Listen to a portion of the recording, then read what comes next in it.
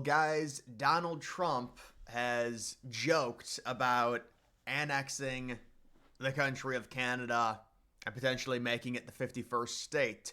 Kind of just a funny little thing I thought I would talk about. This stems from, it looks like Fox News talking about what Trump told Trudeau. Trump reportedly told Trudeau that if his tariffs destroyed Canada, the country should become the 51st state and Trudeau could be the governor. We're getting some new details about the Trump-Trudeau dinner from two people who were at the table. Quote, "We are told that when Trudeau told President-elect Trump that new tariffs would kill the Canadian economy, Trump joked to him that if Canada can't survive without ripping off the U.S. to the tune of $100 billion a year, then maybe Canada should become the 51st state and Trudeau could become the governor." It's just so funny to see the contrast between Trump and a liberal. I mean, obviously there'd be no tariffs on Canada or any pressure on Canada with Harris if she would have won.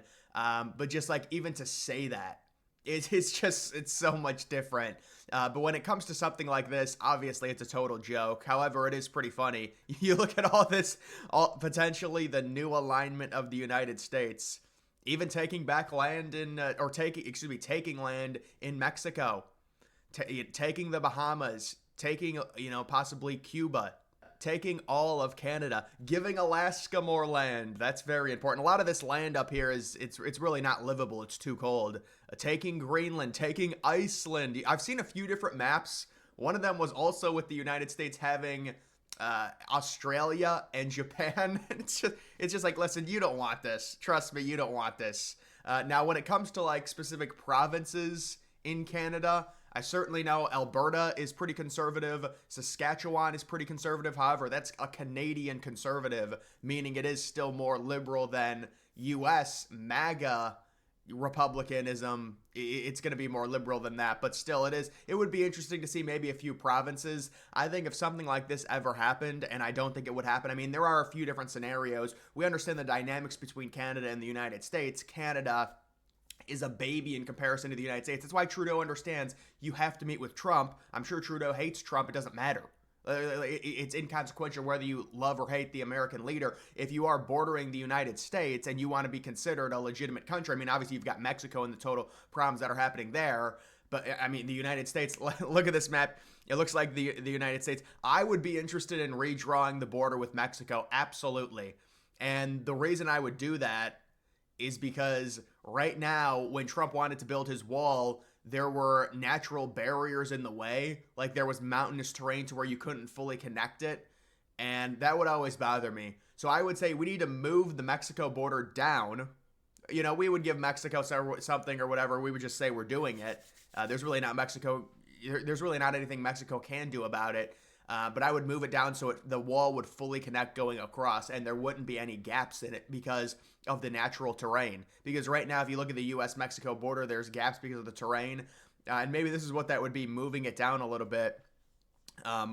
You can see right here, looks like giving Arizona, there's more land right there. Baja California becomes part of Cali. But something like this, guys, there's a few ways to look at it. Obviously, you're talking about bringing in a lot of liberals. And then some people say, well, we're just not going to allow them to vote. Well, I mean, that's it would just be a headache. That's why I've always said, Trump should purchase Greenland. It's the most obvious thing ever. And in this map, you also do have Greenland as well. But the general sense with something like this, you're dealing with problems to where, people in Toronto would never want to join the United States. Canada, the population above a certain point in the north is very, very sparse. But controlling that many people and governing that many people that don't want to be part of the U.S. and are that liberal, and if they vote, it'd be a big, big problem for Republicans. It would just never happen. I mean, it is kind of funny to talk about because the United States and how much more powerful they are than Canada, but I would be way more interested in having just a good relationship with Canada.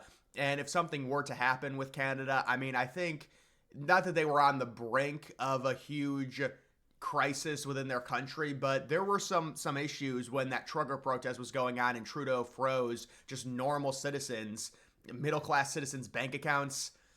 That's a huge problem. And that's very, very liberal. And it does seem like Canada is becoming more conservative in the sense to where the Conservative Party is going to have major representation, which would prevent something like this from happening, to where you would have maybe a few of the provinces like Saskatchewan and Alberta leave Canada and join the United States. But even that, the United States is not this Republican pure country. We go back and forth, liberal, conservative, depending on what, every 4 years, every 8 years. You had Obama, then Trump, then Biden, then Trump. So it's not like they'd be joining a purely conservative country. However, Canada is definitely way more liberal. And if it gets extreme enough, that's when you start seeing a shift to where people start becoming more radical and more desperate in trying to leave a very bad situation. So it would have to be very radical left, I think, for anything to happen in Canada. I do know there's been movements in the past. Quebec's tried to be independent before. There's been movements in Alberta as well. But Trump saying that, it is hilarious, because it's just such a, as a leader of the United States, to say something like that, even in a joking form, I do find it pretty funny. And to me, you don't want to read too much into it, but it speaks to the idea that Trump does want a territorial expansion for the United States. And I think that's why Greenland is the most obvious play by far. You're not dealing with really any of the problems with Canada. You're dealing with an abundant natural resources. I mean, there are a ton of natural resources in Canada as well. The fact that we have a cordial trade relationship with Canada, and it's a fair trade relationship, speaks to the United States and how nice we are, because we could really bully Canada and say, you're going to give us X, Y, and Z. And if you don't, we have the #1 biggest military in the world. Now, obviously, it's not that simple, because you don't want to escalate things like that, because then you're bringing other countries into the mix. But somebody was telling me, well, the UK would help Canada. The UK wouldn't do anything if the United States did something to Canada. Or, I mean, if they did, I think they would face some, it would not end well for them because of where the United States is located. I mean, we're surrounded by 2 oceans. It's just us, Mexico, and Canada, and then obviously Central America and South America. But generally, it's just funny to see. I think Trump is really interested in buying Greenland. It just comes down to Denmark wanting to play ball, and it makes sense for both countries. For the United States to buy Greenland, it's about extracting natural resources. And then people are like, well, Denmark needs Greenland because it's a very strategic point. Well, I would just let Denmark have their military. I mean, obviously the United States would be having military bases there if we're buying it. There's no doubt about it. But it would also be, Denmark can keep their military. We just want the natural resources. You guys can't extract the natural resources. We want to be able to do that. And we also want, as the climate changes, we want that land as well. So that would be the idea. And also when it comes to you're talking about Alaska possibly trying to connect it to the lower 48. I mean, that's something that would be convenient. It's kind of like the United States buying the Bahamas. You can go to the Bahamas, a beautiful tropical vacation spot, and the Bahamas, based on where it's located, it would be a lot easier for a lot of the people on the East Coast to go to the Bahamas, not have to deal with passports or anything like that if it's part of the United States. And so it's more of a convenience thing, but it also is a strategic point for military. And there's certain things on the Bahamas that would be good for the United States. You'd have to buy the Bahamas if that ended up happening. But the general sense here is that this is just a joke. This is not going to happen. When it comes to annexing a country, I mean, there does have to be a certain amount of people that would want to be annexed. I mean, ruling over people that don't want you in their country is very, very challenging. And so I think it would be pretty tough to do something like this, honestly, unless things get really, really bad in Canada, and especially you get 2 or 3 of the Republican provinces potentially leaving Canada and joining the United States. That's really all I could see in terms of that. But it is kind of just a funny idea when it comes to the United States, because, we're just human beings. We'd love to get more land, hypothetically, but it's not. I mean, you don't want some of these people voting in the elections. I mean, we're already up against it as it is. And I know people are like, well, don't let them vote.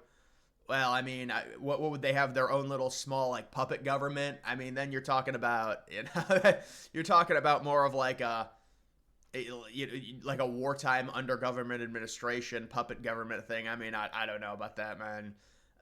It just seems like a headache. I would rather the United States buy Greenland and then also maybe try and buy Iceland, although Iceland would be a lot harder to buy based on the population and the fact of, it being closer to Europe.